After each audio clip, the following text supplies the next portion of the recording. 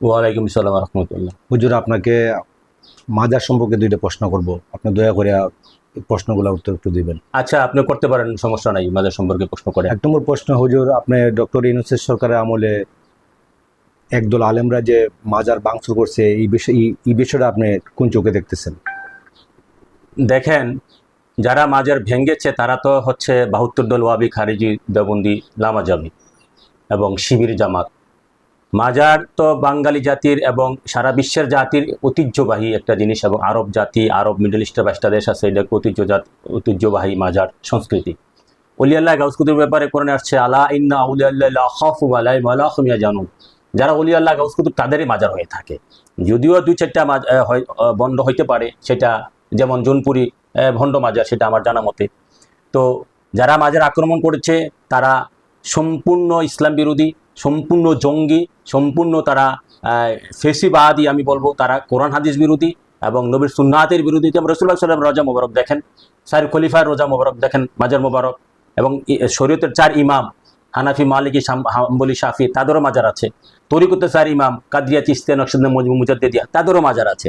পৃথিবীর সমস্ত দেশে, পৃথিবীর প্রায় 200 সব দেশে তো মুসলমান আছে, যেখানে যারা অলিয়াল্লাহ গাউস কুতুবের কাতারে পৌঁছেছে তাদের মাজার ইসলামে সাপোর্ট করে 100 বার জায়েজ আছে। এবং যারা ভাঙছে তারা সম্পূর্ণ ইসলাম বিদ্বেষী, ভাঙতেছে যারা ইসলাম বিদ্বেষী। এবং বাংলাদেশ সরকারের কাছে, বর্তমান সরকারের কাছে আমরা আকুল আবেদন থাকবে যে বিগত সরকারের, বিশেষ করে ডক্টর ইউনূসের আমলে যে প্রায় 100 মাজারে হামলা করেছে, তাদেরকে ধরে যেন বিচারের ব্যবস্থা আনা হয়, সেটা আমি আকুল আবেদন থাকবে। পরবর্তী প্রশ্ন, হুজুর, আমি আপনার কাছে আরেকটি প্রশ্ন মানে করতে চাচ্ছি যে মাজার শরীফে দেখা গেছে যে কিছু কিছু ওই নারী গান বাজনা করতেছে, মাদক সেবন করতেছে, এটা আপনি কোন চোখে দেখতেছেন?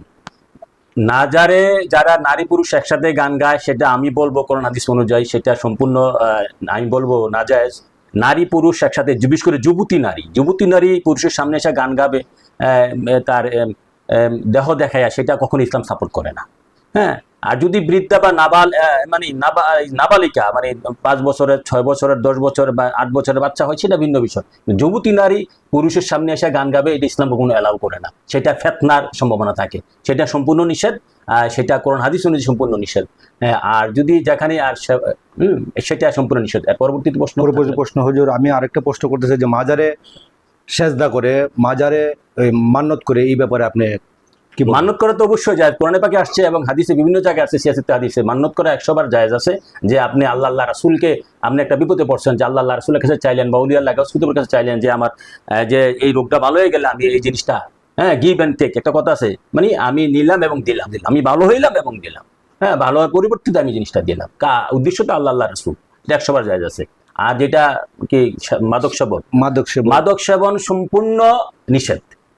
যেখানে মাজারগুলো কেন্দ্র করে যদি মাদক সেবন হয়, গাঁজা হয়, বাবা হয়, ইয়াবা হয়, যাই হোক না কেন, সেটা ইসলাম কখনো অ্যালাউ করে না, সেটা কখনো খাওয়া যাবে না। যারা এটা অভ্যস্ত তারা দুরিগা খেতে পারে, তারা দুরিগা করতে পারে। হ্যাঁ, মাজারের অলিয়াল্লাহ গাউস কুতুবের এরিয়ার মধ্যে আমি বলবো এরই খাওয়া নিষেধ। একটা গুরুত্বপূর্ণ প্রশ্ন, এটা আমার খুব জানতে খুব আগ্রহ, যে মাজারে দেখা যায় যে কিছু কিছু লোক সেজদা দেয়, এই সেজদা ব্যাপারে আপনার কতটুকু?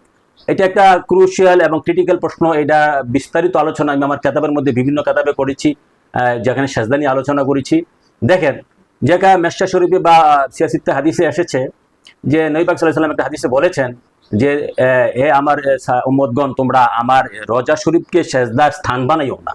হ্যাঁ, মানে সেজদার স্থান বানাই না। এই হাদিসকে ওয়াহাবি খারিজিরা দলিল হিসেবে পেশ করে যে মাজার সেজদা দেওয়া নিষেধ। আমিও বলি মাজার সেজদা দেওয়া নিষেধ।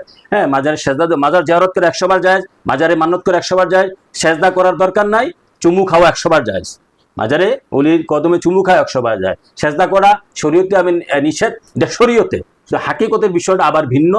আবার যদি বিস্তৃত আলোচনা করি, ইসলাম তৌহিদ 2 ভাগে বিভক্ত। একটা হচ্ছে সর্বেশ্বরবাদ, একেশ্বরবাদ। কোরআনে পাকে এটা প্রমাণ, কোরআন হাদিসে তৌহিদ। তো সর্বস্বরবাদ মানে সব জায়গায় ঈশ্বরের খেলা। তো মাজারে কি ঈশ্বর নাই, খোদা নাই, নবী আল্লাহ নাই? আছে। তো তাহলে এখানে সেজদা দিলে সেটা অন্য বিষয় আলোচনা, আমি সেটা শরীয়তে বলতে চাচ্ছি না। আর একেশ্বরবাদী দৃষ্টিকোণ থেকে মাজারে সেজদা দেওয়া শরীয়তে নিষেধ। হ্যাঁ, তবে সেরেক না, যারা সেরেক বলে, হ্যাঁ, তারাই মানে একটা অহেতুক জিনিসকে, একটা মানে গুনার জিনিসকে সেরেক বলা, তারা নিজেরা মুশরিক হয়ে যাবে যারা সেরেক বলবে। মাজারে সেজদা দেওয়া সেরেক না, হ্যাঁ, তবে এটা সেজদা দেওয়া নিষেধ। নিষেধ জিনিস আর